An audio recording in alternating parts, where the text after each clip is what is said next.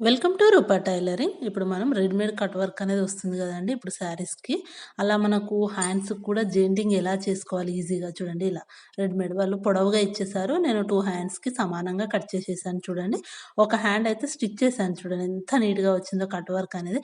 అంటే మనం ఎలాంటి టెన్షన్ అవసరం లేదండి. ఇది వాళ్ళు రెడీమేడ్ ఇచ్చినప్పుడు మనం దానికి లైనింగ్ క్లాత్ ఎలా అటాచ్ చేసుకోవాలి, ఒక చిన్న ఐడియా ఉంటే సరిపోతుందండి మనకు. అంటే కుట్టేటప్పుడు ఇలా కుట్టుకుంటే బావుంటుంది అని ఒకసారి చూసుకుంటే మనకొచ్చేస్తుంది. చూడండి ఇప్పుడు అదే ఎలా కుట్టాలి, మనకు రెడీమేడ్ ఇచ్చినప్పుడు హ్యాండ్స్‌కి ఎలా జాయింటింగ్ చేయాలో ఇప్పుడైతే ఈ వీడియోలో చూద్దామండి. వీడియో ఎక్కడ స్కిప్ చేయకుండా చూడండి. నేనైతే హ్యాండ్స్ కట్ చేసుకున్నాను చూడండి. బార్డర్ అనేది వచ్చేసింది. కింద కొంచెం క్లాత్ అనేది ఎక్స్‌ట్రా ఉంటుంది గదా! ప్లెయిన్ క్లాత్ అలానే ఉంచేసాను చూడండి. ఇప్పుడు ఈ లేస్ అనేది మనకు ఆ ప్లెయిన్ క్లాత్ పైనకు వచ్చేలాగా అంటే బార్డర్ అనేది కనిపించాలి. అలా అని జెప్పేసి బార్డర్ క్లోజ్ చేసుకున్నా కూడా మనకు బార్డర్ చిన్నగా అయిపోతుంది కదా! అలా. చూడండి ఈ విధంగా పెట్టేసుకోవాలి. మనకు క్లాత్ ఎంతవరకైతే ఉంది చూసుకొని మనం నీట్‌గా స్టిచ్ అనేది స్టార్ట్ చేసుకోవాలండి. చిన్న కుట్టు అనేది పెట్టుకోవాలి. ఎందుకు అంటే మనకు కుట్టు అనేది బయటకు కనిపిస్తుంది గదా! పెద్ద కుట్టు పెట్టుకున్నప్పుడు. అదే చిన్న కుట్టు అనుకోండి మనకు ఆ క్లాత్‌లోనికి కలిసిపోతుంది.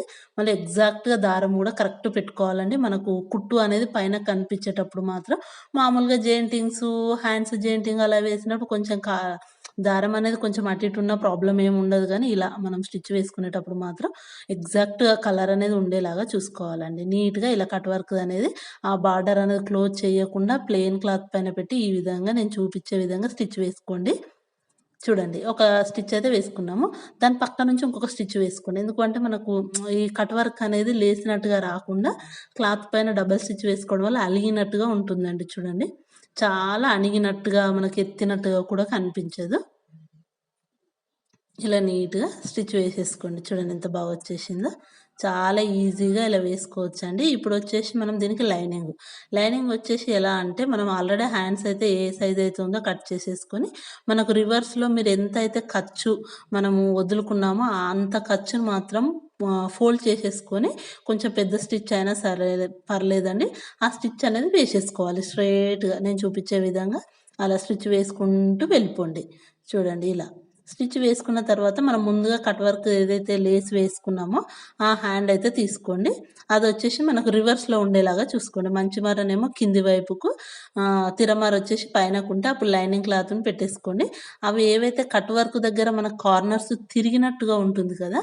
ఆ లైనింగ్ అనేది ఆ కార్నర్స్ దగ్గర బయటకెళ్ళకుండా దాని పక్క నుంచే స్టిచ్ వేసుకోవాలండి. ఎందుకంటే మనకు లైనింగ్ క్లాత్ అనేది బయటకు కనిపించకుండా నీట్‌గా నేను చూపిచ్చే విధంగా ఆ కార్నర్ ఉంది గదా! అది బయటకు పోకుండా దాని పక్క నుంచే స్టిచ్ అనేది వేసుకోవాలండి.